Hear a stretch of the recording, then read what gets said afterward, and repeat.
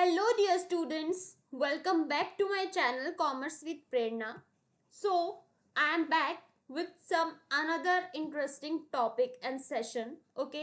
So, आज का जो सेशन होने वाला है स्टूडेंट्स, ये क्लास 12 के लिए बहुत ज़्यादा फ्रूटफुल होने वाला है बिकॉज इस सेशन के अंदर हम आपकी बिजनेस स्टडी जो पार्ट ए बुक है आपकी उसका जो चैप्टर 1 है nature and significance of management, इसको एक वन शॉट रिवीजन में कंप्लीट करने वाले हैं.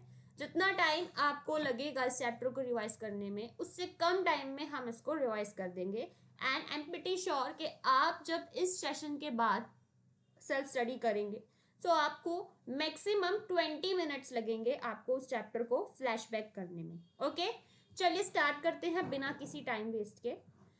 देखिए, आपका जो चैप्टर का नाम है nature and significance of management, यानी हम एक बिजनेस में, एक ऑर्गेनाइजेशन में आपके मैनेजमेंट का क्या मतलब होता है, नेचर क्या होता है, क्या वर्थ होती है, इसके बारे में हम पढ़ने वाले हैं. ठीक है. सो जैसा कि हम देख रहे हैं मैनेजमेंट. ठीक है. मैनेजमेंट वर्ड से एक और वर्ड निकल कर आता है अगर आप थोड़ा गौर से देखेंगे तो, मैनेजमेंट. ओके. सो मैनेजमेंट से एक वर्ड अगर मैं निकालूं तो वो क्या निकलेगा? It's a manage. ठीक है. मैनेज क्या होता है? जब आप किसी चीज को क्या करते हैं? कंट्रोल करते हैं. ठीक है. कैसे? सिस्टमेटिकली. ओके. जब आप किसी चीज को सिस्टमेटिकली कंट्रोल करते हैं तो वो क्या होता है? मैनेज करना. और जो पूरा मैनेजमेंट होता है ये क्या होता है? एक मैकेनिज्म होता है. ठीक है. एक मैकेनिज्म होता है जिसके अंदर आप एक ऑर्गेनाइजेशन में जो आपके रिसोर्सेज हैं, आपके ह्यूमंस हैं, आपके एम्प्लॉयज हैं, आपकी एसेट्स हैं, आपका सब कुछ जो मतलब एक कोऑर्डिनेशन है पूरे ऑर्गेनाइजेशन का, आप उसको क्या करते हैं? कंट्रोल करते हैं systematically, and that system is known as the management. Got it? अब मैं आपको डेफिनेशन से पढ़ाती हूँ. एक इंट्रोडक्शन लेते हैं. बिजनेस क्या है? Is a particular group of different resources. आपके एक बिजनेस में क्या है? बहुत सारे रिसोर्सेज है. राइट. क्या क्या रिसोर्सेज है? मनी होता है, आपके एम्प्लॉयज होते हैं जिसे हम ह्यूमन रिसोर्स कहते हैं, आपकी मशीनरी होती है. इन सब के अलॉन्ग विद होकर ही आप एक मैनेजमेंट, आप एक ऑर्गेनाइजेशन को चलाते हैं. ओके.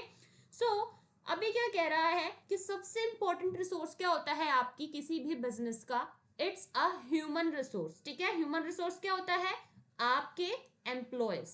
ठीक है.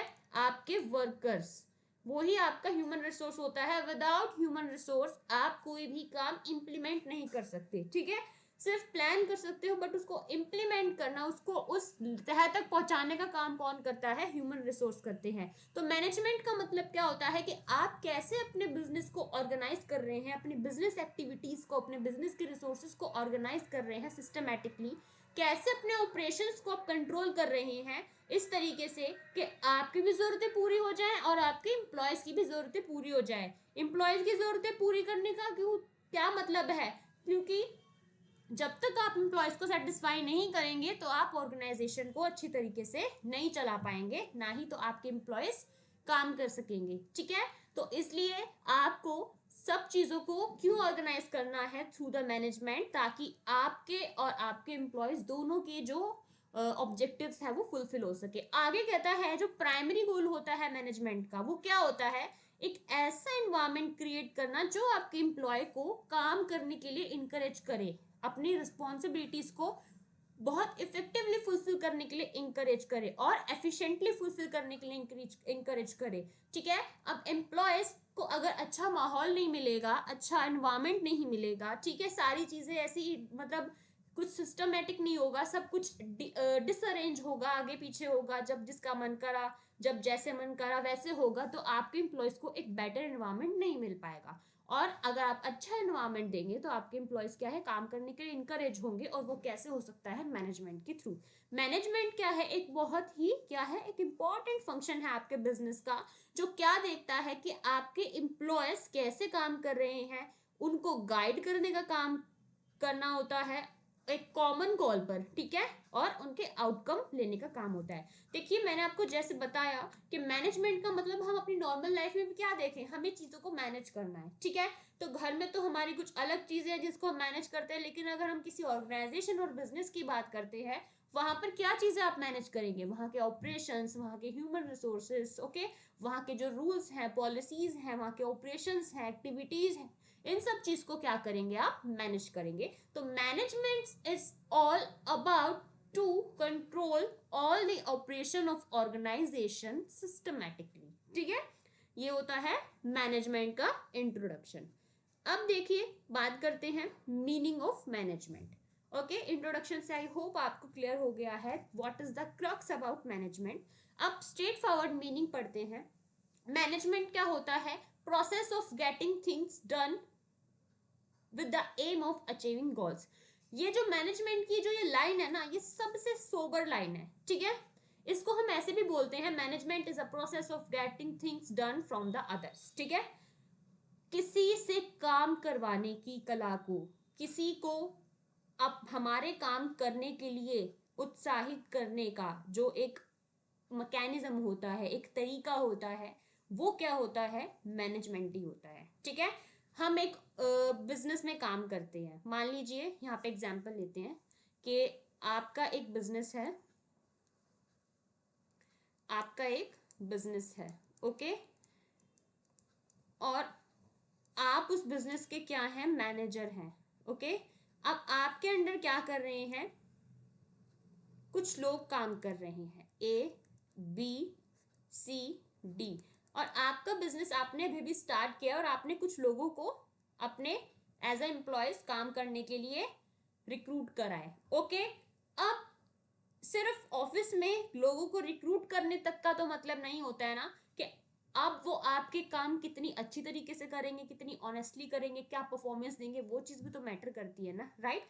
और जब तक मैनेजर एम्प्लॉयज को इंकरेज नहीं करेगा, जब तक मैनेजर एम्प्लॉयज को उत्साहेगा नहीं, उसको उनको मोटिवेट नहीं करेगा कि आपके काम करने के लिए, तब तक वो उतना बेस्ट नहीं देंगे, ओके। सो मैनेजमेंट का मतलब क्या होता है, गेटिंग थिंग्स डन, आपके एम्प्लॉय से क्या है, काम को करवाना, ठीक है, बाय द अदर्स, एम्प्लॉयज के थ्रू, किस वजह से, विद द अचीविंग देयर गोल, ठीक है, मैनेजर के गोल को फुलफिल करने के लिए। और मैनेजर का गोल क्या है, मैनेजर का गोल है कि वो अपने प्रॉफिट को क्या कर सकता है, मैक्सिमाइज करे, ठीक है, उसकी क्या है, गुडविल बहुत अच्छी बने, ठीक है, ये उसके ऑर्गेनाइजेशनल गोल है। तो that's why we said management is a getting things done with the aim of achieving goals by the others, ठीक है। अब एक बात और आती है कि मैनेजमेंट में सिर्फ सिस्टमेटिकली अरेंज करना ही नहीं होता, जैसे हमने अभी एक वर्ड बोला कि किसी चीज को सिस्टमेटिकली अरेंज करना, इट्स अ मैनेजमेंट। ये तो हमारे एक सिंपल वर्ड्स हैं, लेकिन आपका जो बिजनेस स्टडीज है वो कैसे डिस्क्राइब करता है मैनेजमेंट को, वो कहता है कि आपका जो मैनेजमेंट है वो किससे अलोंग होता है, आपके जो मैनेजमेंट है उसमें क्या क्या आता है, एक सिस्टमेटिक प्रोसेस आता है, ठीक है, एफिशिएंसी आती है, और क्या आता है, इफेक्टिवनेस आता है, ठीक है। एक मैनेजमेंट में एक प्रोसेस होना चाहिए, एक एफिशिएंसी होनी चाहिए किसी काम को करने की, और इफेक्टिवनेस होनी चाहिए, ठीक है। अब प्रोसेस क्या होता है, एफिशिएंसी क्या होती है, इफेक्टिवनेस क्या होती है, ये तो हम तीनों को जब इंडिविजुअली समझेंगे तभी समझ में आएगा, राइट। देखिए प्रोसेस का मतलब क्या होता है, सिंपल वर्ड्स में अगर बात करें, प्रोसेस क्या होता है, प्रोसेस एक हायरार्की होती है, राइट, एक सीक्वेंस होती है कि आप स्टेप टू स्टेप किसी काम को कर रहे हैं, ना तो बीच में से कोई आगे, ना तो कोई थर्ड वाला एकदम से, ना तो कोई ऊपर वाला एकदम से, आप एक सीक्वेंस में होके काम कर रहे हैं, आप एक बिल्कुल डिसिप्लिन हायरार्की में काम कर रहे हैं कि पहले ये काम होगा, फिर ये होगा, फिर ये होगा, और फिर ये होगा, और यही सीक्वेंस आप हर बार यूज कर रहे हैं, तो उसको हम क्या कहते हैं, प्रोसेस कहते हैं। तो मैनेजमेंट भी एक प्रोसेस में काम करता है, वो एकदम से ऐसे नहीं करता है कि आज ऑर्गेनाइजेशन ओपन करी तो मन करा तो आज ये वाला काम कर लिया, कल मन करा तो ये वाला कर लिया, नहीं। मैनेजमेंट का एक बकायदा प्रोसेस है, ठीक है, उसकी फंक्शंस की एक सीक्वेंस है, एक लिस्ट है, उसके एक्टिविटीज की एक लिस्ट है जो क्या करनी है उसके एम्प्लॉय से उसे करवानी है, ठीक है।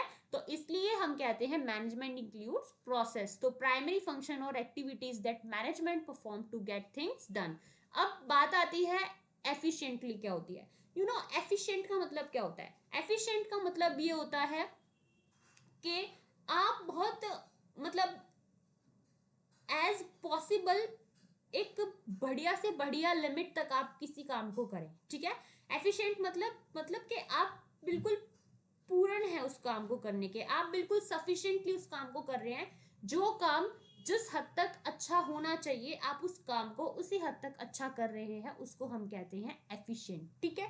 तो मैनेजमेंट भी इंक्लूड करता है एफिशिएंटली, काम को एफिशिएंटली करना, ठीक है। This includes the management. ये क्या कहता है कि doing the task correctly with minimum cost. अगर आप अपने बिजनेस के अंदर किसी काम को सफिशिएंट लिमिट तक अच्छा करते हैं, मिनिमम कॉस्ट के साथ, कम से कम लागत के साथ आप बेहतर से बेहतर काम करते हैं, तो माना जाएगा कि आपने उस काम को बहुत ही ज्यादा एफिशिएंटली किया है, ठीक है।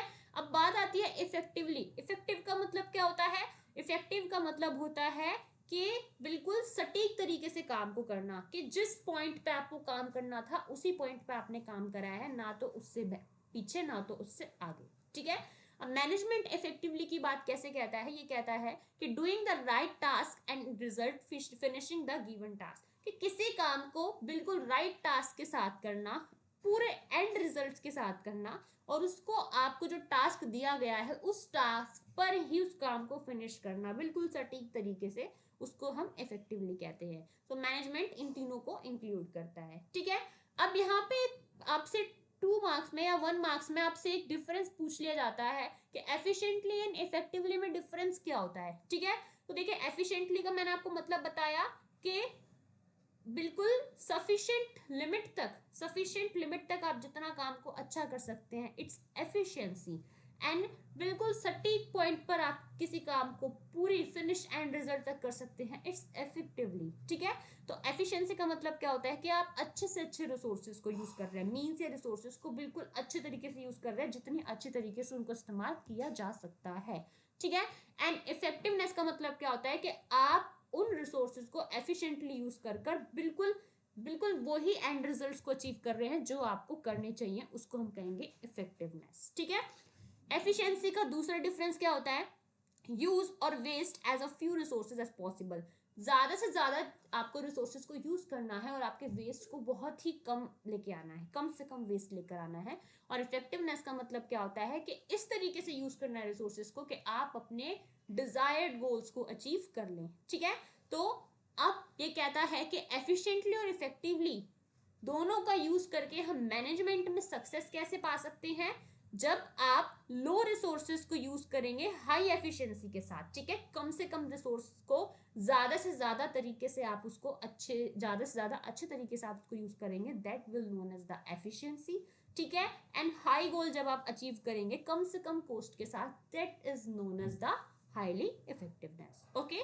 तो I hope you will get the better difference between the efficiency and effectiveness, okay। चलिए come to the next point। अब हमने मैनेजमेंट की इंट्रोडक्शन में इतना जोर लगा लिया है, हमने मीनिंग में इतना जोर लगा लिया है, हमने डिफरेंस भी देख लिया है, तो अब हम बात करते हैं इसके मैनेजमेंट के फीचर्स की। देखिए किसी भी टॉपिक को आप जब आपको फोर्स करना होता है ना उसको समझने के लिए, तो उसको मीनिंग और इंट्रोडक्शन में आप जितना बेहतरीन तरीके से समझेंगे उतना ही बेहतरीन आप उसके सब पार्ट्स को समझ सकते हैं। सब पार्ट्स का मतलब आपके जो फीचर्स हो गया, ऑब्जेक्टिव हो गया, इंपॉर्टेंस हो गया, एडवांटेज हो गया, डिसएडवांटेज हो गया, ये सब क्रैम करने की चीज नहीं होती, सब समझने की चीज होती है। जितना अच्छा आप मीनिंग समझेंगे उसके बेस पर। तो देखिए हमने जितना मैनेजमेंट के बारे में पढ़ा है उसके बेस पर मैनेजमेंट की कैरेक्टरिस्टिक्स क्या है, कि मैनेजमेंट क्या है, आपका गोल ओरिएंटेड है, ठीक है। मैनेजमेंट आपका गोल ओरिएंटेड है, बिल्कुल गोल पे काम करता है। ऐसा नहीं है कि अगर आपका मान लीजिए अगर आपका टारगेट है कि आपको एक हफ्ते में 100 यूनिट्स प्रोडक्शन करना है, तो आपका जो मैनेजमेंट है वो उस 100 यूनिट पे ही फोकस करेगा। उसी 100 यूनिट्स के लिए आप रिसोर्सेज लेकर आएंगे, उसी 100 यूनिट्स के लिए आप अपना टाइम स्केड्यूल बनाएंगे, और उसी सॉरी 1000 यूनिट्स है, उसी 1000 यूनिट्स के लिए आप यहाँ पे रिसोर्सेज लेकर आएंगे, उसी 1000 यूनिट्स के लिए आप ह्यूमन रिसोर्स भी मैनेज करेंगे, मशीनरी भी करेंगे, टाइम शेड्यूल भी बनाएंगे। मतलब आपका टारगेट यही रहेगा कि हमें एक वीक में 1000 यूनिट्स को प्रोड्यूस करना है।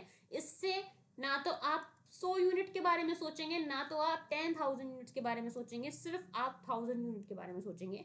ठीक है, बिल्कुल गोल पे होकर आप सारे एक्टिविटीज को ऑर्गेनाइज करेंगे। इस 1000 यूनिट को अचीव करने के लिए आप ऑर्गेनाइजेशन के सारी चीजों को फोकस कर देंगे। That known as the goal oriented process, that why management is a goal oriented process.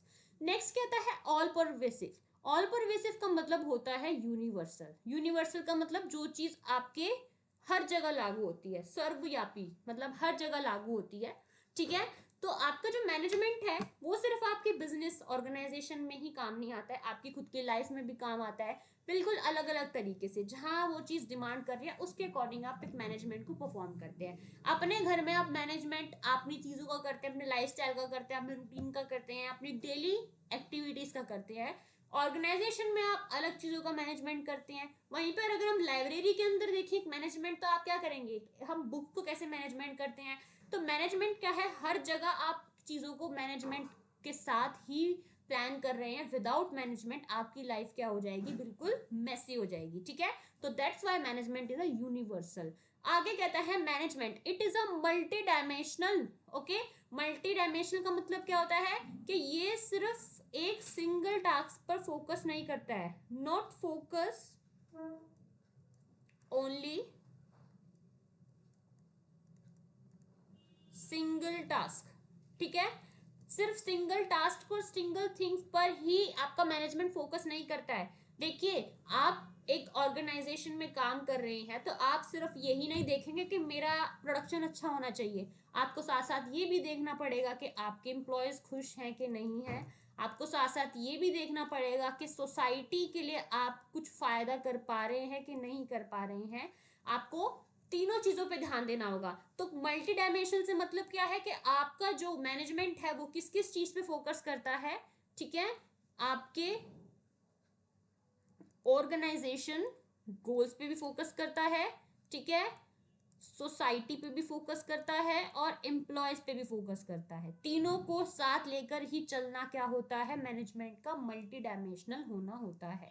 ठीक है, आप इन तीनों में से किसी एक को भी कैंसिल नहीं कर सकते। अगर आप गोल छोड़ देंगे तो सोसाइटी एम्प्लॉयज का आप क्या करेंगे। ओके, अगर आप सोसाइटी को इग्नोर करके आप कोई काम करेंगे तो वो काम अनएथिकल हो जाएगा। अगर आप एम्प्लॉयज को छोड़ देंगे तो आप तो काम कर ही नहीं सकते हो। ठीक है, अब नेक्स्ट आता है कॉन्टिन्यूस प्रोसेस। मैनेजमेंट आज हुआ कल छोड़ दिया, फिर आज कर लिया फिर कर छोड़ दिया, ऐसा काम नहीं है। मैनेजमेंट है कि आप फर्स्ट डे से, ऑर्गेनाइजेशन के फर्स्ट डे से लेकर उसके वाइंड अप होने तक आप जितना काम करेंगे उतना अच्छा आप चीजों को हैंडल कर पाएंगे, और वही मैनेजमेंट कहलाता है। ओके, एक दिन आप बिना मैनेज करे रह के देखिए, आपको क्या है, बिल्कुल सब कुछ अनकंफर्टेबल लगेगा। That's why management is a continuous process. Management एक ग्रुप एक्टिविटी है, कोई एक बंदा मैनेज नहीं कर सकता है। ठीक है, अलग अलग डिपार्टमेंट में अलग अलग लोगों को रखा गया है इसलिए ताकि वो अलग अलग चीजों को मैनेज कर सके, इसलिए management is a group activity. Dynamic function है। देखिए, ऐसा नहीं है कि मैनेजमेंट का हम एक टिपिकल थंब ऑफ रूल ही फॉलो करेंगे। हम उसको according to your climate, according to your environment, according to your social या टेक्नोलॉजिकल इन्वायरमेंट हम उसकी चीज़ों को चेंज भी कर सकती है। जैसे अगर हमें कुछ लग रहा है कि इस चीज़ को हम ऐसे न ऐसे करके हम कुछ इस तरीके से कंट्रोल करें, तो आप अपने मैनेजमेंट में उस काम को करने का तरीका थोड़ा चेंज कर सकते हैं। Intangible force, you can touch the management note. आप मैनेजमेंट को टच नहीं कर सकते हो। मैनेजमेंट कोई, मतलब कोई ह्यूमन पर्सन नहीं है, कोई चीज नहीं है कि आपको टच करके ठीक करेंगे। मैनेजमेंट एक इंटेंजिबल फोर्स है, एक अदृश्य ताकत है जो आप अपने एक ऑर्गेनाइजेशन में लगाते हैं उसको बेहतरीन बनाने के लिए। आप उसको कैसे देख सकते हैं, देख नहीं सकते, आप उसको सिर्फ महसूस कर सकते हैं in a form of your result, in a form of your achievement. Okay, चलिए, आई होप आपको करेक्टरिस्टिक्स समझ में आ गए हैं। Come to the next, it's now the objectives of the management. Management के क्या ऑब्जेक्टिव होते हैं, हम क्यों कर रहे हैं मैनेजमेंट। ठीक है, देखिए फीचर्स एंड ऑब्जेक्टिव में क्या डिफरेंस होते हैं। फीचर्स इज कि आपकी, जैसे आपके फीचर्स हो गए कि आपका क्या है, आपके ब्लैक हेयर्स है, ब्लैक आईज है। ठीक है, आपकी लॉन्ग, आपकी शार्प नोज है, ये आपके फीचर्स हो गए। ठीक है, लेकिन ऑब्जेक्टिव इज डिफरेंट। ऑब्जेक्टिव क्या है कि क्या रीजन है उसको यूज करने का, ठीक है। तो आपके जो मैनेजमेंट के ऑब्जेक्टिव है वो मेनली 3 टाइप्स ऑफ ऑब्जेक्टिव होते हैं, ठीक है। मेनली 3 टाइप ऑफ ऑब्जेक्टिव होते हैं आपके। एक होता है आपके ऑर्गेनाइजेशनल ऑब्जेक्टिव, एक होता है सोशल, एक होता है पर्सनल। देखिए अभी हमने बात करी थी, पॉइंट पढ़ा था फीचर में मल्टी डायमेंशनल नाम का। मल्टी डायमेंशनल का मतलब हमने कहा था कि आपका मैनेजमेंट 3 जगह नजर रखता है कि मेरी ऑर्गेनाइजेशन भी अच्छी चले, मेरे सोशल ऑब्जेक्टिव भी पूरे हो जाए, और पर्सनल यानी आपके एम्प्लॉयज के ऑब्जेक्टिव भी पूरे रहें, ठीक है। तो उसी बेस पर आपके जो मैनेजमेंट है उसकी 3 ही उद्देश्य होते हैं कि उसको ऑर्गेनाइजेशन के रिगार्डिंग भी ऑब्जेक्टिव्स देखने होते हैं कि क्या करना है, कैसे करना है, उसको उसका रिजल्ट चाहिए, प्रॉफिट चाहिए, इन्वेस्टमेंट कर रहा है तो रिटर्न भी चाहिए। ये सारे ऑब्जेक्टिव जो ऑर्गेनाइजेशन से रिलेटेड होते हैं वो मैनेजमेंट के ऑर्गेनाइजेशनल ऑब्जेक्टिव होते हैं। सोशल ऑब्जेक्टिव क्या होते हैं कि अब सोसाइटी में कोई बिजनेस या कोई कंपनी ऑर्गेनाइजेशन आ रही है तो उसको अपना अपना फायदा नहीं देखना चाहिए, उसको उस वहां पे रहने वाली सोसाइटी का भी फायदा देखना पड़ेगा। क्यों? क्योंकि उसकी सोसाइटी के ही वो यूज कर रही है रिसोर्सेज, ठीक है। उस सोसाइटी की जगह वो यूज कर रही है, उस सोसाइटी के रिसोर्सेज को यूज कर रही है, ठीक है। तो सोसाइटी का फायदा कैसे हो सकता है कि मैनेजमेंट बाहर वाली सोसाइटी के लिए कुछ अच्छा दे करके, ठीक है, कुछ बेनिफिशियल चीजें बनाए, कुछ इंपॉर्टेंट अच्छी चीजें बनाए, कुछ इन पे इन्वेस्ट करे, ठीक है, उनको एम्प्लॉयमेंट दे, तभी तो क्या है होगा, मैनेजमेंट का सोशल ऑब्जेक्टिव पूरा होगा। और इसका बेनिफिट क्या होगा, जितना सोसाइटी सेटिस्फाई रहेगी, ओके, उतना ही कंपनी की और बिजनेस की गुडविल क्या है, अच्छी होगी, और वो उसको फ्यूचर में बेनिफिट होगा। पर्सनल ऑब्जेक्टिव क्या होता है, आपकी एम्प्लॉयज के ऑब्जेक्टिव। एम्प्लॉयज क्या है, सिर्फ मैनेजर के बारे में थोड़ी ना सोचेंगे, उनका अपना भी तो रोटी पानी है, अपना भी तो उनका सेल्फ इंटरेस्ट है कि मैं यहाँ पे इस पोस्ट पे रहूँ, मैं ये डेवलप करूँ, मुझे ये पर्क्स मिले, मुझे ये रेपुटेशन मिले, मुझे ये गुडविल मिले, मेरी ये तारीफ हो। तो ये सारे ऑब्जेक्टिव क्या होते हैं, मैनेजमेंट के पर्सनल ऑब्जेक्टिव होते हैं एम्प्लॉयज के टुवर्ड्स, जो उसको उनका भी ध्यान रखना होता है, ठीक है। तो आपको ऑर्गेनाइजेशनल ऑब्जेक्टिव की कुछ बता देती हूँ, जैसे कि आपका प्रॉफिट हो गया, ठीक है, प्रॉफिट हो गया, आपकी ग्रोथ हो गई, ठीक है, और आपका जो क्वालिटी मेंटेनेंस हो गया, आपका क्वालिटी मेंटेनेंस हो गया। ये सारी चीज क्या होती है बच्चे, ये जो ऑर्गेनाइजेशनल ऑब्जेक्टिव है, ऑर्गेनाइजेशन से रिलेटेड होते हैं, वही आपके ऑब्जेक्टिव होते हैं। सोशल ऑब्जेक्टिव आपके होते हैं जैसे आप दूसरों को क्या दें, आप दूसरों को एम्प्लॉयमेंट अपॉर्चुनिटी दें, ठीक है, नौकरियां दें, तो लोग और इंटरेस्टेड होंगे आपके बिजनेस में, ओके। आप सेफ वर्किंग करें, पब्लिक रिलेशंस अच्छे बनाएं उनसे, ठीक है, पब्लिक रिलेशंस आप उनसे अच्छे बनाएं, तो इसका भी बेनिफिट आपको ही मिलेगा। पर्सनल ऑब्जेक्टिव क्या होंगे कि हाई मोरल रखो आप, ठीक है, आप अपने एम्प्लॉयज का हाई मोरल रखो, और कंटिन्यू सैलरी मिलनी चाहिए उनको, ठीक है, कंटिन्यू सैलरी मिलनी चाहिए उनको, ये सारी चीजें होनी चाहिए। तो ये सारे क्या है, मैनेजमेंट के ऑब्जेक्टिव्स हैं, ठीक है। अब चलिए कम टू द नेक्स्ट। अब है इंपॉर्टेंस ऑफ मैनेजमेंट, ठीक है, मैनेजमेंट की इंपॉर्टेंस क्या होती है। देखिए मैनेजमेंट का सबसे बड़ा काम क्या होता है कि आपकी ऑर्गेनाइजेशन में गोल्स को अचीव कराने का काम, ठीक है, आपके ग्रुप गोल्स को अचीव कराने का काम मैनेजमेंट हेल्प करता है, ठीक है, in achieving the group goals. Group के गोल्स को, ग्रुप मतलब आपके एम्प्लॉयज, ठीक है, और आपका मैनेजर और आपकी सोसाइटी, तीनों के जो हमने ऑब्जेक्टिव पढ़े वो तीनों के ऑब्जेक्टिव पढ़े ना, सबके ऑब्जेक्टिव का ध्यान रखता है, सबके गोल्स का ध्यान रखता है। तो इसलिए ऑब्जेक्टिव इसलिए मैनेजमेंट का एक सबसे बड़ा इंपॉर्टेंस होता है कि वो ग्रुप गोल्स पे फोकस करता है, सिर्फ अपने बारे में नहीं सोचता है, ठीक है। सेकंड इंपॉर्टेंस है आपकी, मैनेजमेंट क्या होता है, इंक्रीजेस द एफिशिएंसी।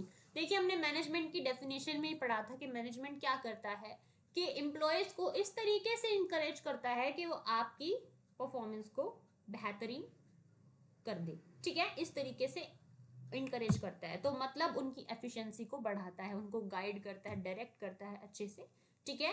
तो इससे क्या है, मैनेजमेंट काम को करने की एफिशिएंसी को बढ़ा देता है, प्रोडक्टिविटी को बढ़ा देता है एम्प्लॉयज की।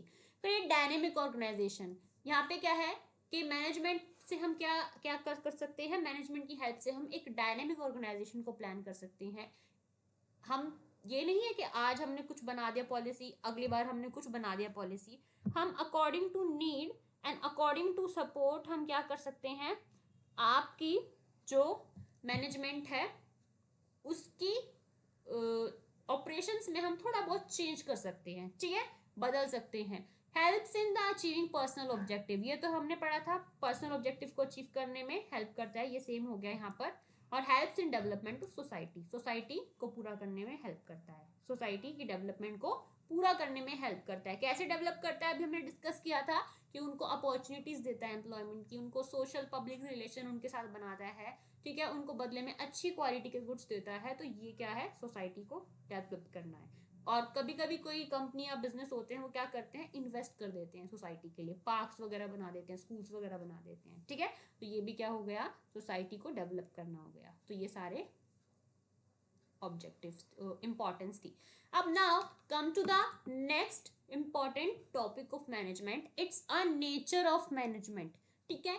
मैनेजमेंट की क्या क्या प्रकृति होती है। अब देखिए, हमने पहले एक बात पढ़ी थी, हमने एक चीज पढ़ी थी, हमने कहा था कि जो मैनेजमेंट होता है वो परवेसिव होता है, यूनिवर्सल होता है, हर जगह यूज होता है, ठीक है, यूनिवर्सल होता है, घर में भी यूज होता है, बाहर भी यूज होता है, हॉस्पिटल में भी होता है, स्कूल्स में भी होता है, हर जगह होता है, ठीक है। क्या लेकिन एक ही तरीके से होगा, जैसे आप बिजनेस में अपने एम्प्लॉयज को, मशीनरी वगैरह को सबको ऑर्गेनाइज करने हैं, आप स्कूल में भी मशीनरी वगैरह ऑर्गेनाइज करेंगे, घर में भी मशीनरी वगैरह ऑर्गेनाइज करेंगे, नहीं, आप अलग अलग जगह से, अलग अलग जगह के अकॉर्डिंग आप मैनेजमेंट को अलग अलग तरीके से क्या करेंगे, अप्लाई करेंगे।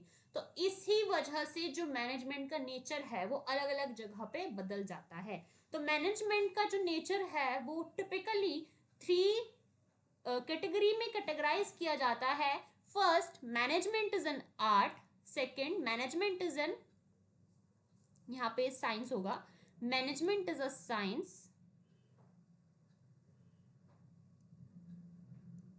ओके, और यहाँ पे होगा मैनेजमेंट इज अ प्रोफेशन, ठीक है, मैनेजमेंट इज अ प्रोफेशन, यहाँ है आर्ट, यहाँ पे management is a science and management is a profession. Management को हम कहीं पर एक आर्ट की तरह भी यूज करते हैं, मैनेजमेंट को हम कहते हैं, मैनेजमेंट साइंस भी होता है, और हम कहते हैं कि मैनेजमेंट एक प्रोफेशन भी होता है, इधर साइंस होगा, ठीक है। अब हमें ये पढ़ना है कि आर्ट मैनेजमेंट कैसे होता है, किन फीचरों के साथ, किन फीचर्स के साथ मैनेजमेंट को हम आर्ट्स बोलते हैं, किन फीचर्स के साथ मैनेजमेंट को हम साइंस बोलते हैं, एंड किस फीचर्स के साथ मैनेजमेंट को हम प्रोफेशन बोलते हैं। देखिए, सबसे पहले बात करते हैं मैनेजमेंट एज एन आर्ट। देखिए, आर्ट क्या होती है, आर्ट को अगर हम सिंपल वर्ड्स में बोले तो आर्ट का मतलब क्या है, एक कला, ठीक है, एक कला किसी काम को करने की, ठीक है। आपका ड्राइंग वाला आर्ट नहीं है, यहाँ पे है एक कला काम को करने की, ठीक है। तो आर्ट के अंदर क्या चीज इंक्लूड होती है कि अगर आपको किसी काम को करने की एक कला आती है कि आप इस काम को इस तरीके से बड़ा बेहतरीन करते हैं, आप किसी काम को करने के लिए कुछ चीजें अप्लाई कर रहे हैं, ठीक है, कुछ रूल्स अप्लाई कर रहे हैं उसके ऊपर, ठीक है, तो हम कहेंगे वो चीज क्या है, आर्ट होती है, ठीक है। तो जनरली देखो, आर्ट्स का मतलब मैंने बताया क्या होता है, किसी भी काम को करने की कला, कि आप कितने बेहतरीन तरीके से उस काम को कर सकते हैं, that's known as be art. तो यहाँ पर कह रहे हैं कि मैनेजमेंट एक आर्ट है, क्यों है, क्योंकि मैनेजमेंट बोलना और मैनेजमेंट करने में बहुत फर्क होता है। मैनेजमेंट को परफॉर्म करना भी एक अंदाज होता है, एक कला होती है, सब नहीं कर सकते सब कुछ मैनेज, ठीक है। अब जैसे कि अब जितना अच्छा मैनेजमेंट घर में एक फीमेल करती है, उतना अच्छा मैनेजमेंट एक मेल नहीं कर सकता है, मतलब अगर हम कंपैरिजन में देखें, मतलब कुछ चीजें ऐसी होती है कि जो मैनेजमेंट सिर्फ एक पर्टिकुलर पर्सन ही कर सकता है, ठीक है। तो सबको सब कुछ मैनेज करना नहीं आता है, बट जो मैनेजर बहुत ही बखूबी से अपने ऑर्गेनाइजेशन में चीजें को मैनेज कर पा रहा है, एक्टिविटीज को ऑर्गेनाइज कर पा रहा है, तो हम कहेंगे कि वो क्या है, मैनेजमेंट की आर्ट आती है उसको, ठीक है। तो अब यहाँ पे क्या कहता है कि मैनेजमेंट को हम आर्ट इसलिए कहते हैं क्योंकि मैनेजमेंट में हम क्या करते हैं, एक थ्योरेटिकल नॉलेज का यूज करते हैं, ठीक है। आपको एक नॉलेज होती है कि इस काम को कैसे करना है, आप एक नॉलेज को अप्लाई करते हैं, जहां पे हम अप्लाइड की बात करते हैं वहां पे हम आर्ट की बात करते हैं। तो हम मैनेजमेंट में एक थ्योरेटिकल नॉलेज का यूज करते हैं, इसलिए हम मैनेजमेंट को आर्ट कहते हैं।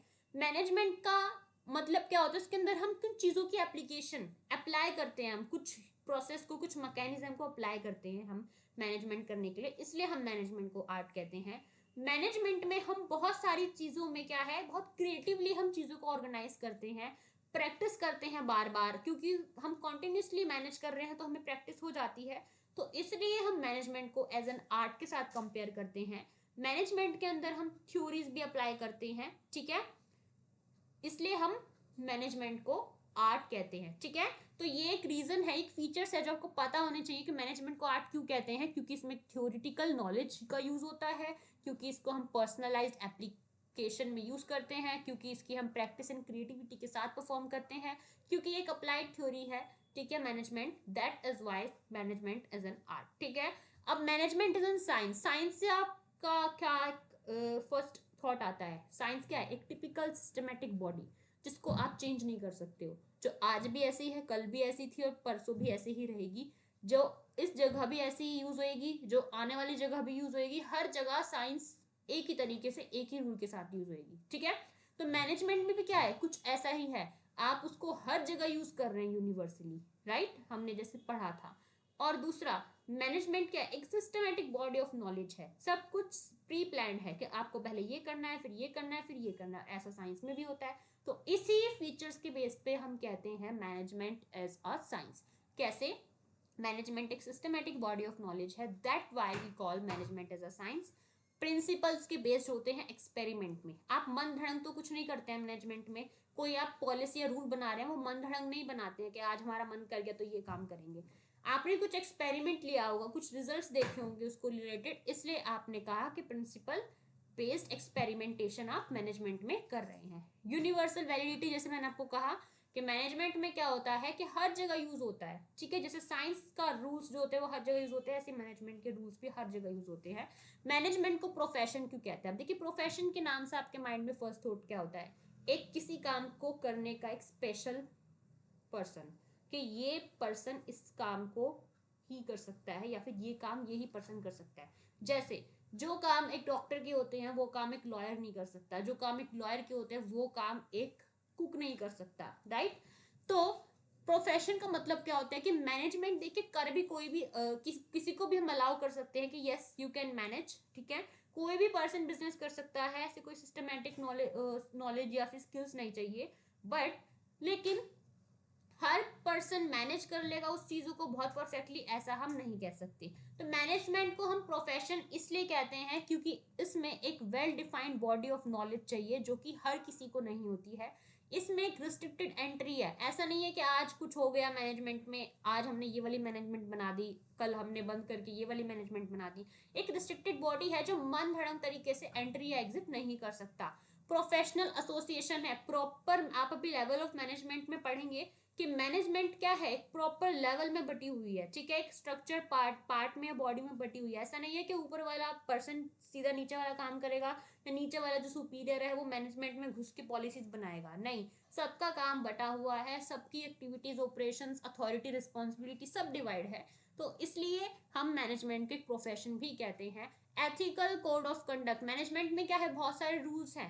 स्केलर चेन आपका एक रूल होता है, राइट, कि आप इधर से उधर सेकंड एम्प्लॉय में क्या है, क्रॉस नहीं कर सकते, आपको एक सीक्वेंस ऑफ हायरार्की में आके आप किसी से बात कर सकते हैं, काम कर सकते हैं, आप अपनी मर्जी से किसी के पास आ जा नहीं सकते हैं, ठीक है।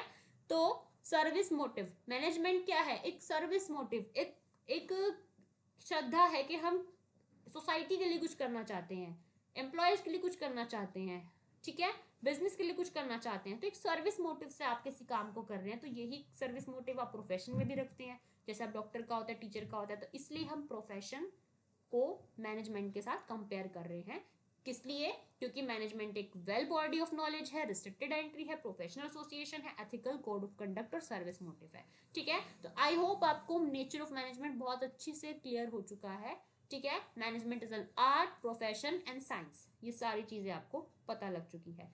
अब come to the next topic, it's a levels of management. अभी हमने बात करी थी, एक पॉइंट पढ़ा था जिसमें हमने कहा था कि मैनेजमेंट क्या होता है, एक प्रोफेशनल एसोसिएशन होती है, ठीक है।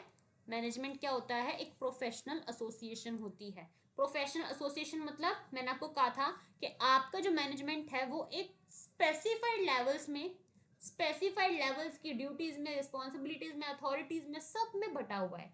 ऊपर वाला पर्सन सीधा नीचे वाला काम नहीं कर सकता, नीचे वाला पर्सन सीधा मैनेजमेंट में बैठ के मैनेजमेंट नहीं चला सकता, ठीक है।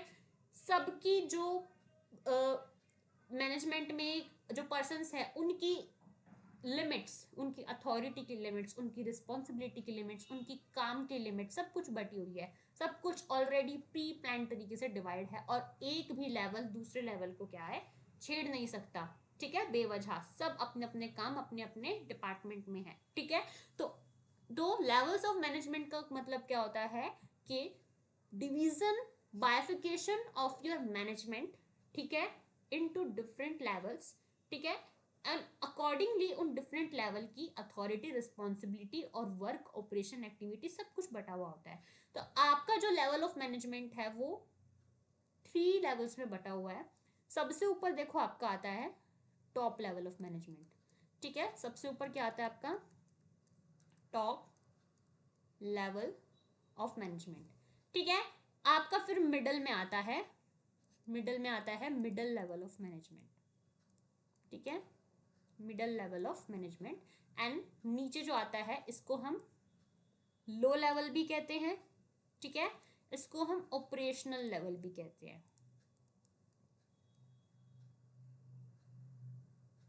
इसको हम ऑपरेशनल लेवल भी कहते हैं। अब देखिए सबसे पहले हम बात करते हैं टॉप लेवल की। टॉप लेवल क्या है, जो आपके कौन होते हैं टॉप लेवल में, कौन आता है, आपके जो सीईओ होते हैं, ठीक है, आपके जो डायरेक्टर्स होते हैं, जिन्होंने कंपनी शुरू करी है, जिन्होंने प्लानिंग दी है एक कंपनी में, ठीक है, जिन्होंने स्टार्ट करा है सब कुछ, वो क्या होते हैं, टॉप मैनेजर्स होते हैं, ठीक है।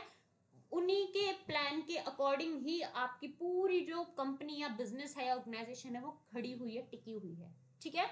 वो क्या है, आपकी उस ऑर्गेनाइजेशन की चाबी है, ठीक है। तो टॉप लेवल मैनेजमेंट क्या होता है, एक हाईएस्ट लेवल होता है आपकी मैनेजमेंट का, सबसे ऊपरी लेवल होता है, सबसे बड़ा लेवल होता है, जो आपकी की पूरी ऑर्गेनाइजेशन को कंट्रोल करता है बहुत ही बखूबी तरीके से, ठीक है। कौन कौन आता है आपके टॉप लेवल मैनेजमेंट में, आपके बिजनेस के सीईओ आते हैं, डायरेक्टर्स आते हैं, ऑनर्स आते हैं, ठीक है, आपके जो मैनेजर्स हैं वो आते हैं, डायरेक्टर्स वगैरह सब आ जाते हैं, ठीक है।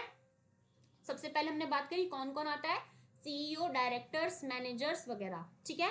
अब क्या क्या उनकी ड्यूटीज होती हैं, यहाँ पर देखो मेंशन है, सेट ऑब्जेक्टिव, उनका काम होता है आपके बिजनेस के ऑब्जेक्टिव्स को सेट करना कि क्या और क्यों होगा कोई भी काम।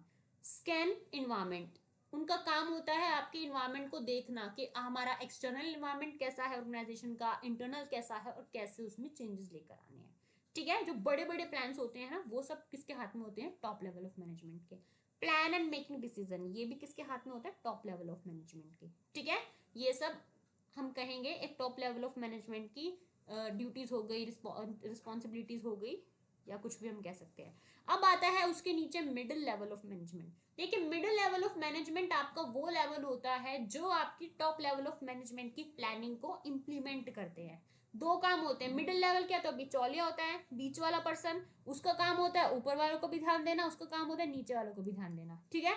ऊपर वालों का ध्यान वो कैसे देगा कि आपके जो टॉप लेवल वाले जो लोग हैं, जो वो ऑब्जेक्टिव्स देंगे उसको कौन इंप्लीमेंट करेगा, उसको मिडिल लेवल वाले इंप्लीमेंट करेंगे, ठीक है, स्टार्ट करेंगे करना।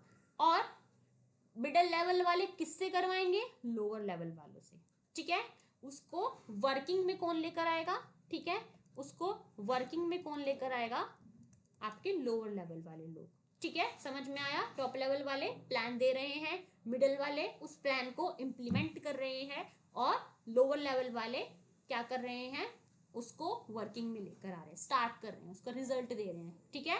तो मिडिल लेवल वालों की क्या काम है, क्या जो ऑब्जेक्टिव्स दिए हैं टॉप लेवल वालों ने उनके अकॉर्डिंग रिसोर्सेज को अलोकेट करना। फर्स्ट लाइन मैनेजर मतलब आपके फर्स्ट लाइन मैनेजर भी कहते हैं हम लोअर लेवल वालों को, उनके काम को देखना कि वो सही से काम कर रहे हैं कि नहीं, रिपोर्ट करना टॉप लेवल ऑफ मैनेजमेंट को नीचे वालों की तरफ से कि उन्होंने ये परफॉर्मेंस दी है या फिर उन्होंने एक गलती करी है, ठीक है। टॉप लेवल ऑफ मैनेजमेंट के काम को या ऑब्जेक्टिव्स को नीचे वाले लोगों को इन्फॉर्म करना, ठीक है, नीचे से ऊपर, जैसे मैंने आपको बताया कि मैनेजमेंट को ऊपर वाला नीचे वाला दोनों का ध्यान देना होता है, ठीक है। तो रिपोर्ट करना टॉप मैनेजमेंट को, डेवलप करना, इंप्लीमेंट करना एक्टिविटीज को, ठीक है, ये सब काम किसके होते हैं, मिडल मैनेजर के होते हैं। अब आपके फर्स्ट लाइन मैनेजर्स या लोअर लेवल या ऑपरेशनल लेवल आता है। इसके अंदर क्या होता है कि सारे काम को अब प्रैक्टिकली करके दिखाना है, ठीक है। टॉप वालों ने क्या करा, प्लान करा, मिडिल वालों ने क्या करा, उसको उसका स्ट्रक्चर बनाया कि कैसे कैसे शुरू करना है, और लोअर लेवल वालों ने उसको शुरू कर दिया। तो लोअर लेवल वाले क्या करेंगे, कोऑर्डिनेट करेंगे एक्टिविटीज को, सुपरवाइज करेंगे एम्प्लॉयज को, ठीक है, रिपोर्ट करेंगे मिडिल वालों को, ठीक है, और डे टू डे ऑपरेशन में इन्वॉल्व होंगे। मतलब जो सबसे काम की टच में होते हैं, जो काम शुरू करते हैं, वो कौन होते हैं, लोअर लेवल। तो आई होप आपको लेवल ऑफ मैनेजमेंट बहुत अच्छी तरीके से समझ में आ गया है। चलिए come to the next topic is a function of management. ये बहुत इंपॉर्टेंट टॉपिक है, और ये जो आपका हायरार्की है पूरा प्रॉपर फंक्शन की, ये सीक्वेंस में ही होगी। इसका सीक्वेंस आप खराब नहीं कर सकते हो, इसका सीक्वेंस हम चेंज नहीं कर सकते हैं। और ये सीक्वेंस ऐसी है जो आपकी सिर्फ ऑर्गेनाइज और बिजनेस में नहीं, आपकी लाइफ में भी अप्लाई होती है। अब फंक्शंस ऑफ मैनेजमेंट, फंक्शंस का मतलब क्या क्या तरीके से, किस अदब से या किस तरीके से मैनेजमेंट फंक्शन करता है किसी भी बिजनेस में, किसी भी ऑर्गेनाइजेशन में। तो सबसे पहले बात करते हैं स्टार्ट टू द प्लानिंग। सबसे पहले आप कोई बिजनेस बना रहे हैं तो सबसे पहले आप क्या करेंगे, आप सोचेंगे कि मुझे क्या करना है, कैसा करना है, कितना प्रोडक्शन रखना है, कितने एम्प्लॉयज रखने हैं, मतलब सब कुछ प्लान करेंगे, ठीक है। क्या आपको ये करना है, जैसे लाइक फॉर फंक्शन आपको ये ड्रेस पहनना है, आपको ये करना है, आपको यहाँ जाना है, आपको ये चाहिए, सब कुछ आप वर्बली प्लान कर रहे हैं, अभी आपने कुछ स्टार्ट नहीं किया है, ठीक है। अब एक बार प्लान कर लेते हैं तो अब आप क्या स्टार्ट करेंगे, ऑर्गेनाइज करेंगे कि मेरी ये वाली जो चीज है, वेडिंग में जाना है, सारी चीजें लेकर आ गए, अब मेरी ये वाली चीज इस वाले बॉक्स में है, मेरी कॉस्मेटिक्स इस वाले बॉक्स में है, मेरी सैंडल्स इस वाले बॉक्स में है, हर चीज को आपने ऑर्गेनाइज कर दिया, ठीक है। अब इसी तरीके से मैं आपको बिजनेस में बताऊं कि पहले आपने बिजनेस में सब कुछ प्लान कर दिया, मुझे इतने एम्प्लॉयज चाहिए, मुझे ये डिपार्टमेंट बनाना है, ठीक है। फिर आपने उसको ऑर्गेनाइज करना, उसको प्रैक्टिकली इंप्लीमेंट करना स्टार्ट करा कि आपने डिपार्टमेंट ए बनाया, 2 बनाया, 3 बनाया, फिर आपने एम्प्लॉयज को उनकी एफिशिएंसी और उनकी क्वालिफिकेशंस के अकॉर्डिंग उनको क्या है, डिपार्टमेंट्स दे दिए, ठीक है।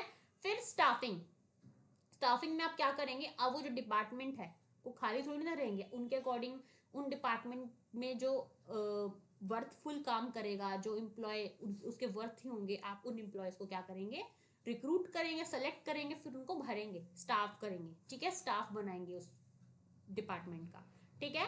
फिर आप क्या करेंगे, डायरेक्ट करेंगे। अब आपने स्टाफ तो बना दिए, आपने हर डिपार्टमेंट का ऑर्गेनाइज करके, अब उस स्टाफ को कैसे काम कराना है, कितना काम करना है, किस डायरेक्शन में करना है, किस गोल पे करना है, वो सब डायरेक्टिंग आप करेंगे स्टाफिंग के बाद। और लास्ट में जब आपके जो स्टाफ मेंबर्स हैं वो काम को कर लेंगे तो आप उसको, उसकी परफॉर्मेंस को एनालाइज करके आप उसमें से क्या निकालेंगे, कुछ डिफेक्टिवनेस निकालेंगे, कुछ डिफेक्टिव्स निकालेंगे, और उस डिफेक्टिव्स पे आप क्या करेंगे, कंट्रोल करेंगे, ठीक है। तो जैसे प्लानिंग का मतलब क्या होता है यहाँ पे, कि जैसे आप पहले क्या करेंगे, एक प्लान बनाएंगे, ठीक है। यहाँ पे मैं आपको एक वर्किंग नोट के साथ दिखाती हूँ। सबसे पहले आप क्या करेंगे, एक प्लान बनाएंगे। जैसे मान लीजिए ये आपका एक बिजनेस है, ठीक है, ये बिजनेस स्टार्ट करना है, तो सबसे आप क्या करेंगे, सबसे पहले आप एक प्लान बनाएंगे, ठीक है, कि मुझे क्या करना है। मुझे मान लीजिए टॉयज का प्रोडक्शन करना है, मुझे टॉयज की कंपनी बनानी है एक, ठीक है, टॉयज की कंपनी बनानी है। अब आपने प्लानिंग कर ली, उस प्लानिंग में आपका सब कुछ आ गया कि आपको कितने एम्प्लॉयज चाहिए, कितना फंड चाहिए, कितना पैसा चाहिए, क्या नहीं करना है, सब कुछ एवरीथिंग अब प्लान कर लिया। अब आप उसको क्या करेंगे, ऑर्गेनाइज करेंगे, ठीक है। अब आप उसको ऑर्गेनाइज करेंगे, ऑर्गेनाइज का मतलब अब आप देखेंगे कितने डिपार्टमेंट मुझे बनाने हैं, अब मैं एक जगह तो सारा काम नहीं कर सकता, तो आप क्या करेंगे, अलग अलग डिपार्टमेंट बनाएंगे। जैसे डिपार्टमेंट ए बना दिया, इसमें आप क्या करेंगे, परचेज करेंगे, ठीक है, आपने डिपार्टमेंट बी बना दिया, इसमें आप क्या करेंगे, पैकेजिंग करेंगे। ठीक है, आपने डिपार्टमेंट सी बना दिया, इसमें आप क्या करेंगे, सेलिंग करेंगे। ठीक है, अलग अलग डिपार्टमेंट बना दे, कम से कम मुझे मेरे एक काम को करने के लिए, इस प्रोडक्शन प्लान को पूरा करने के लिए मुझे इतने डिपार्टमेंट तो चाहिए। अब वो डिपार्टमेंट खाली थोड़ी ना होंगे, उनमें कोई तो होना चाहिए। तो आप क्या करेंगे, उसके बाद स्टाफिंग करेंगे। ठीक है, स्टाफिंग कैसे करेंगे, आप डिपार्टमेंट ए और बी और सी, इन तीनों डिपार्टमेंट को में जो काम है उसको कौन कितने बेहतरीन तरीके से कर सकता है, इस अकॉर्डिंग, इस चीज को अकॉर्डिंगली रखकर आप क्या करेंगे, एम्प्लॉयज को रिक्रूट करेंगे। एम्प्लॉयज को क्या करेंगे, रिक्रूट करेंगे। ठीक है, सेलेक्टिंग करेंगे, सिलेक्शन करेंगे कि कौन मेरे डिपार्टमेंट ए बी और सी में अच्छा काम कर सकता है। तो आप उसमें क्या करेंगे, स्टाफ को भरेंगे। ठीक है, स्टाफ को फिल करेंगे उनकी नॉलेज और क्वालिफिकेशंस के अकॉर्डिंग। ठीक है, अब स्टाफ तो आ गए, स्टाफ आ गए तो स्टाफिंग के बाद आप क्या करेंगे, अब उनको आप बताएंगे ना कि कैसे काम करना है, उन्हें क्या पता, उन्होंने तो नया नया ज्वाइन किया है। तो आप फिर डायरेक्टिंग करेंगे, उनको गाइड करेंगे कि कैसे काम करना है, क्या करना है, कितना प्लान अचीव करना है। लास्ट में आप क्या करेंगे, उनकी परफॉर्मेंस को देखेंगे जो उन्होंने किया, एनालाइज करेंगे, कंपेयर करेंगे अपने डिजायर्ड स्टैंडर्ड्स के साथ, और बाद में आप उनकी डेविएशंस को, उनकी गलतियों को कंट्रोल करने का प्लान बनाएंगे, कंट्रोलिंग करेंगे। ठीक है, तो it's all about your, first you have to plan, then you have to organise, then you have to staff, then you have to direct, and in last you have to control your deviations. Okay, so this is a functions of management. Okay, चलिए finally we are on it last topic. ठीक है, अब आपने पूरा management अच्छे तरीके से बना लिया, आपने स्टाफिंग भी कर ली, आपने ऑर्गेनाइज भी कर लिया, आपने सब कुछ अच्छे से कर लिया। अब आपका जो बिजनेस है वो प्रोसेस में आ चुका है, रन करना है। लेकिन कुछ ऐसी चीज है जिसके बगैर आपका बिजनेस ज्यादा टाइम तक प्रोसेस में नहीं रहेगा। अगर आप अपनी मैनेजमेंट, अपने बिजनेस को आप लंबे टाइम के लिए प्रोसेस में लेके आना चाहते हैं, तो आपको एक चीज तो बहुत ही जरूरी है आपके मैनेजमेंट में, एंड वो चीज है कोऑर्डिनेशन। कोऑर्डिनेशन का मतलब क्या होता है, तालमेल।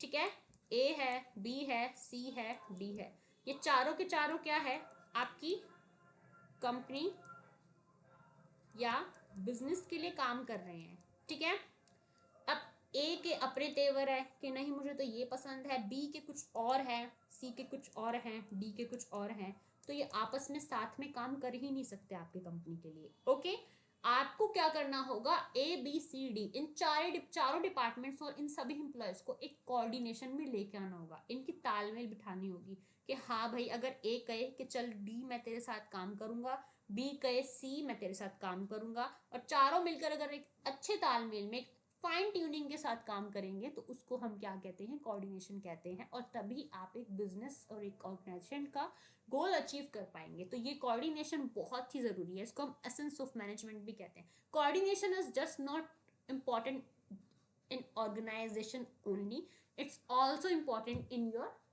Lifestyle, in your life. आप फैमिली के साथ कोऑर्डिनेट नहीं करेंगे तो आप फैमिली में डेली लड़ाइयाँ होगी। इसी तरीके से आपको एम्प्लॉयज में भी कोऑर्डिनेशन बनाना पड़ता है। तो मान लीजिए कोऑर्डिनेशन क्या होता है, पढ़ते हैं।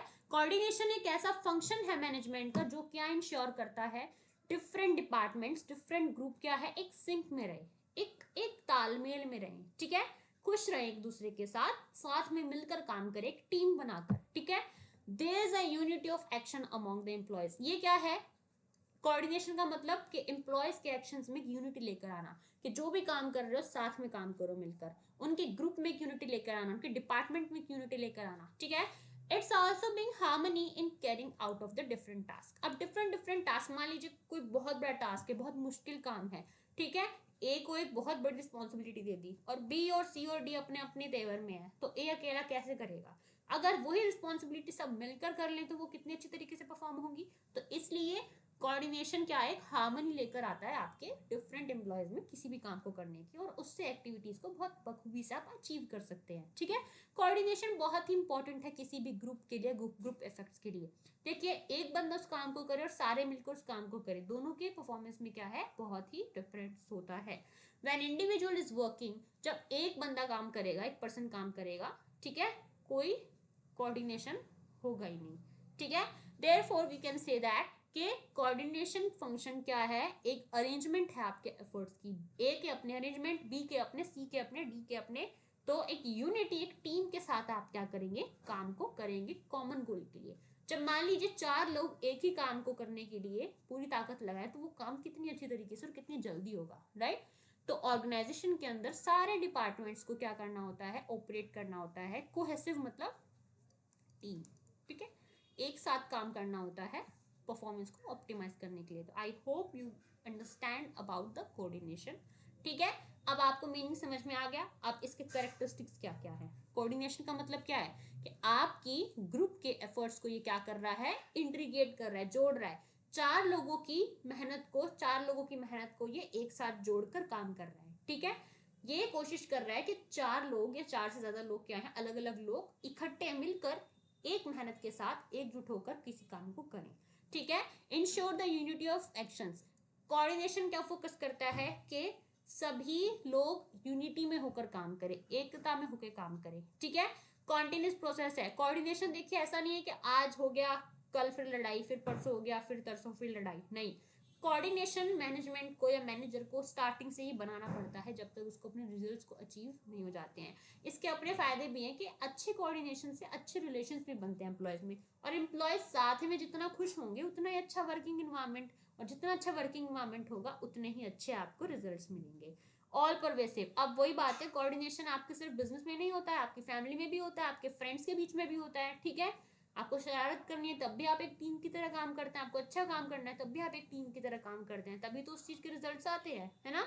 अब it's a responsibility of all manager. अब ये देखो, कोऑर्डिनेशन अपने आप से नहीं आ सकता। कोई बंदा, मान लीजिए कोई पर्सन नया आया है ऑफिस में, तो वो उसकी जिम्मेदारी नहीं है कि वो उनके साथ डील करे, ना ही तो उन पुराने एम्प्लॉयज की जिम्मेदारी है कि वो नए बंदे के साथ डील करे। ये जिम्मेदारी है मैनेजर की कि वो न्यू एम्प्लॉय को पुराने एम्प्लॉयज के साथ कंफर्टेबल फील कराए, और पुराने एम्प्लॉयज को न्यू एम्प्लॉयज के साथ कंफर्टेबल फील कराए, दोनों को आपस में इस तरीके से इंट्रोड्यूस करा दे, इतना कंफर्टेबल फील कराए कि साथ में उनका कोऑर्डिनेशन हो जाए। ठीक है, तो ये मैनेजर की रिस्पॉन्सिबिलिटी है किसी अच्छी तालमेल को बनाना, कोऑर्डिनेशन को बनाना मैनेजमेंट में। ठीक है, and it is a deliberate function. ये डेलिबरेट फंक्शन है, इसको क्या किया जाता है, बहुत ही बखूबी से निभाया जाता है। ठीक है, अलग से ही बहुत बड़ा फंक्शन है। ठीक है, and now it's your last slides, importance of coordination. अब देखो, मैंने समझाते समझाते कोऑर्डिनेशन को, उसकी इंपॉर्टेंस भी आपको बता ही दी कि कोऑर्डिनेशन अगर जितना अच्छा होगा, आपके बिजनेस के लोगों में तालमेल जितनी अच्छी होगी, उतना अच्छा उनका रिजल्ट परफॉर्मेंस आएगा, उतने अच्छे आपके ऑर्गेनाइजेशनल गोल पूरे होंगे, आपकी ग्रोथ इन साइज, आपकी कंपनी का साइज, आपके बिजनेस का साइज बढ़ेगा। ठीक है, आपकी बिजनेस का साइज बढ़ेगा। फंक्शनल डिफरेंशिएशन, अच्छे मतलब जो आपके ऑर्गेनाइजेशन के फंक्शंस हैं उनमें और भी ज्यादा एफिशिएंसी आएगी, डिफरेंशिएशन आएगा, अलग अलग काम क्या करेंगे आप कोऑर्डिनेशन के साथ किसी भी फंक्शन को और भी अच्छे तरीके से पूरा कर सकेंगे। एंड स्पेशलाइजेशन क्या है कि किसी भी काम को करने के आपके अंदर क्या है, एक सर्वश्रेष्ठता आ जाएगी कि आप इस काम को बहुत बेहतरीन तरीके से कर पाते हैं अगर आप उस काम को कोऑर्डिनेशन के साथ करेंगे। इसके अलावा अगर आपसे और भी पूछा जाए कि इंपॉर्टेंस क्या होती है कोऑर्डिनेशन की, तो आप बता सकते हैं कि आपके जो रिलेशंस जो होते हैं वो भी तो अच्छे बनते हैं ना, आपके जो ऑर्गेनाइजेशन में एम्प्लॉयज के रिलेशंस होते हैं वो भी अच्छे बनते हैं कोऑर्डिनेशन से, राइट।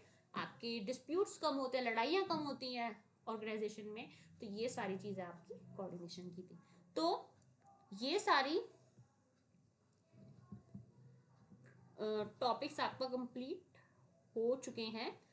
अब हमने सब कुछ पढ़ लिया है, आपके मैनेजमेंट की इंट्रोडक्शन के बारे में पढ़ लिया है। ठीक है, आपकी मैनेजमेंट के मीनिंग के बारे में पढ़ लिया है, मैंने आपको डिफरेंस भी बता दिया एफिशिएंसी इफेक्टिवनेस में, और ऑब्जेक्टिव्स पढ़ लिए हमने, इंपॉर्टेंस पढ़ लिए हमने, नेचर जो सबसे इंपॉर्टेंट होता है, लेवल ऑफ मैनेजमेंट, आपके फंक्शंस ऑफ मैनेजमेंट, सब कुछ हमने पढ़ लिया। और लास्ट में आपका कोऑर्डिनेशन। ठीक है, तो पूरा चैप्टर आपका एक शॉर्ट रिवीजन में कंप्लीट हो चुका है। तो आई होप आप लोगों को सब कुछ समझ में आ चुका है।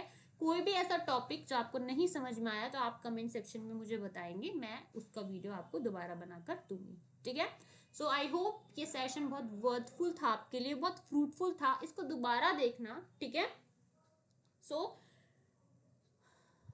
आपको सेशन अच्छा लगा होगा और अच्छा है भी, जो दोबारा ज़रूर देखना। तो अच्छा लगा तो इसको लाइक करना, शेयर ज़रूर करना। लाइक करेंगे तो मुझे भी अच्छा लगेगा। ठीक है, लाइक करना, शेयर करना अपने फ्रेंड्स में, और बिल्कुल 2x की स्पीड में इसको रिवाइज करना अपने एग्जाम से पहले, आपको बहुत ज़्यादा हेल्पफुल होगा। ठीक है, सो मिलते हैं नेक्स्ट वीडियो में कुछ नए टॉपिक के साथ। अब आपकी एग्जाम रिवीजन ही चलेगी, जल्दी जल्दी मैं आपके चैप्टर्स को कंप्लीट कराऊंगी शॉर्ट सेशंस में। तो स्टे ट्यून विद मी। ठीक है, okay, so keep learning, keep practising, अच्छी से तैयारी करो एग्जाम की। मिलते हैं नेक्स्ट वीडियो में। Okay, bye bye, take care.